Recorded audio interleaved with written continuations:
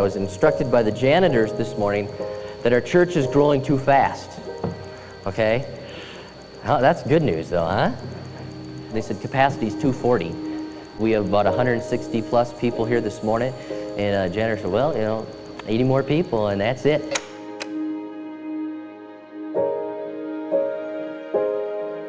Okay, we are actually not staying here.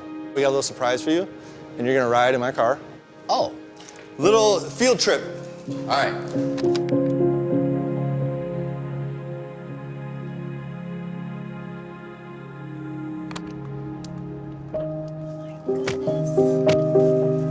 I have butterflies right now. I'm like, what is happening? And we're off.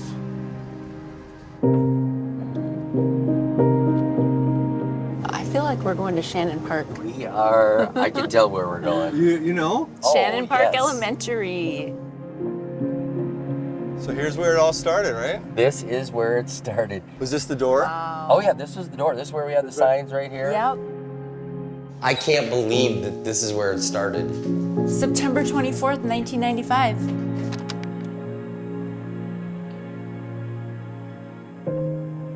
Come in here and we had welcome table right here, and this was kids. They have it set up! No way!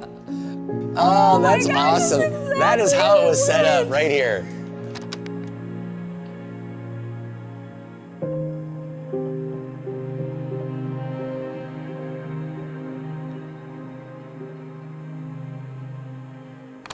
That's funny. This is how it was.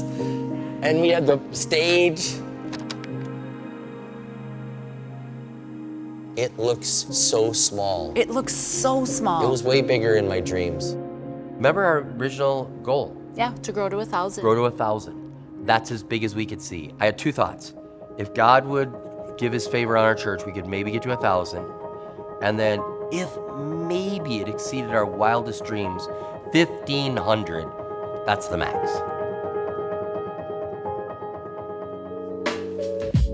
Ready? Rolling, rolling, rolling. All rolling? Rolling audio, rolling video. Am I looking at you? Yeah.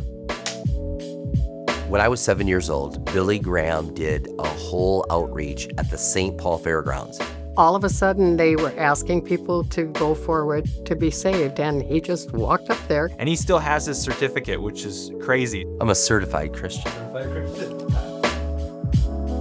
I remembered him when he was 15 years old. He was going on a missions trip into the middle of the jungle.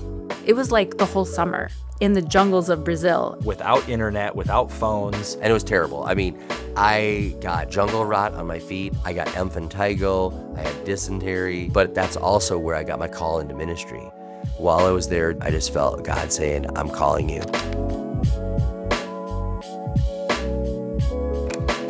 So the idea for planting River Valley, which was called Hosanna Christian Center, came from agitation. We were agitated at the church we were part of that it had no young people. And we kept saying somebody should have a church that would minister to young people. And somebody said, you ought to do it. And I was like, not me, we don't do it, And then I was like, what if it is us?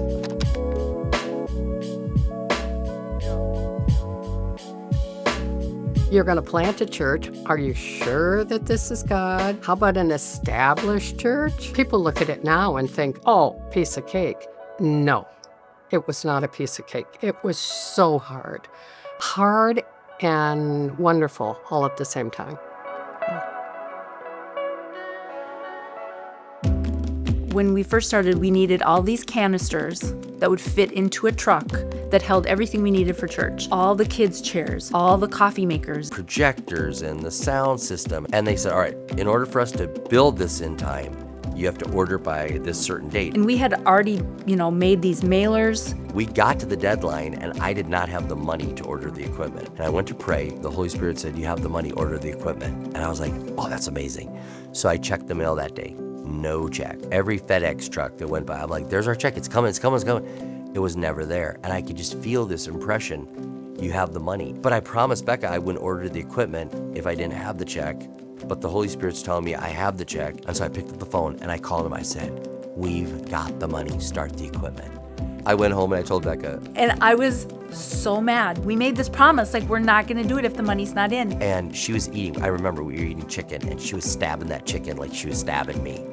And so while we're eating dinner, the phone rings. I get up from the table, go grab the phone, and he said, I have a check on my desk here for $35,000. The board voted last night. You want to pick it up? I'm like, yes, I do. I hung up the phone and I go, we've got the money. And here's the thing, the Holy Spirit knew the check was on the desk all day. I had the money. It wasn't in my hands. The Holy Spirit was letting me know through faith, it was already done deal. Done deal. I believe that now in the 90s, the number one way that we can reach people is by having a church that is really doing what it's supposed to be doing. By having a church that is really worshiping God, that is really making a difference. By having a church that's exciting to be a part of. By having a church that the presence of the Holy Spirit is real. I believe that that really is the most effective way now in the 90s.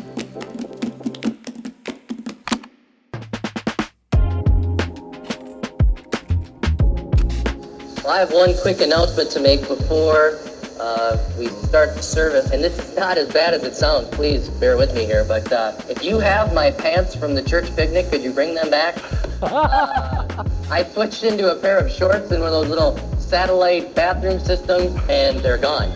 So I lost my pants at the church picnic, and It sounds like you're talking with helium, first of all. I lost my pants at the church picnic. I probably was like, I gotta buy $30 pants again? Are you kidding me? Right.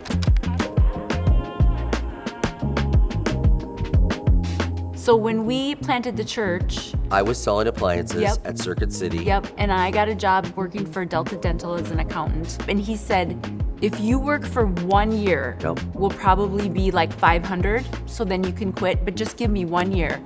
After So- 1 year, we were 100. Yeah. And then I said, don't worry, we'll be 1,000 in no time. And 10 years 10 later. years later, we hit 1,000. We were in different schools for 5 years until we got into our building. I was praying for a church somewhere right in that area. One day I pull up and they're excavating. I said, what are you doing? And they said, we're building an office warehouse. And I just thought, this is gonna be our church. We're gonna do it right here. I'm gonna rent from this. And the guy in the bulldozer's like, I don't care. I don't care. I'm just a bulldozer guy.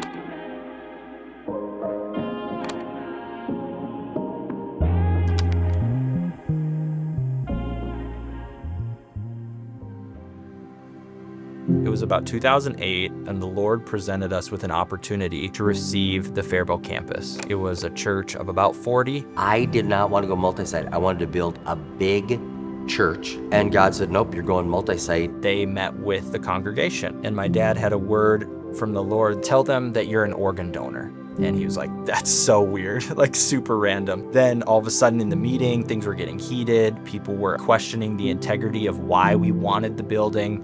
And he said, on my driver's license, it says that I'm an organ donor.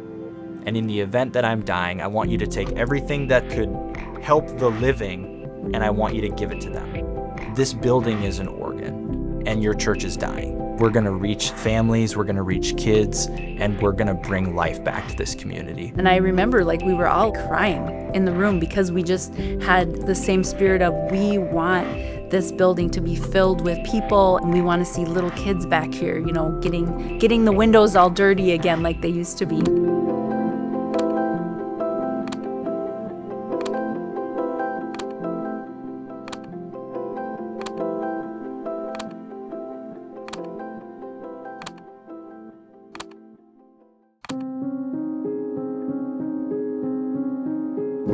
One thing that I know is that giving my heart to Jesus Christ changed my life. I'll be honest with you, it changed my life. Jesus Christ can make a difference, this church can make a difference, and each one of us can make a difference.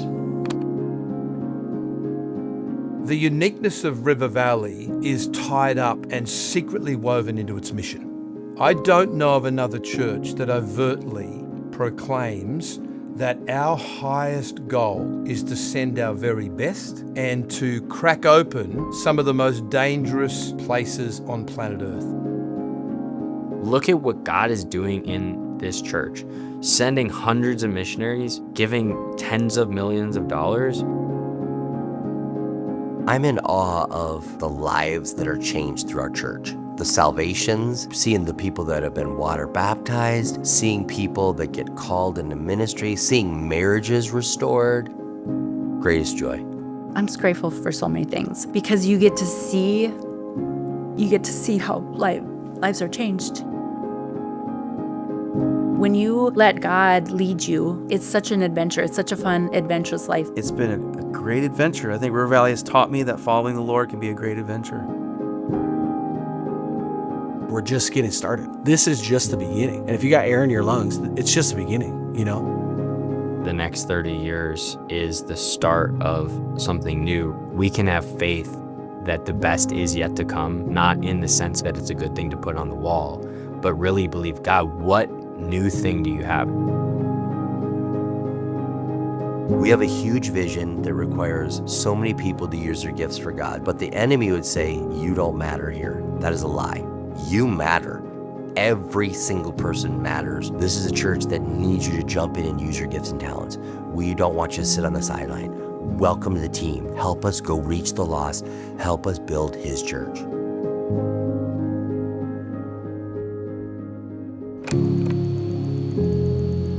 He's done incredibly more than we could ever ask or imagine.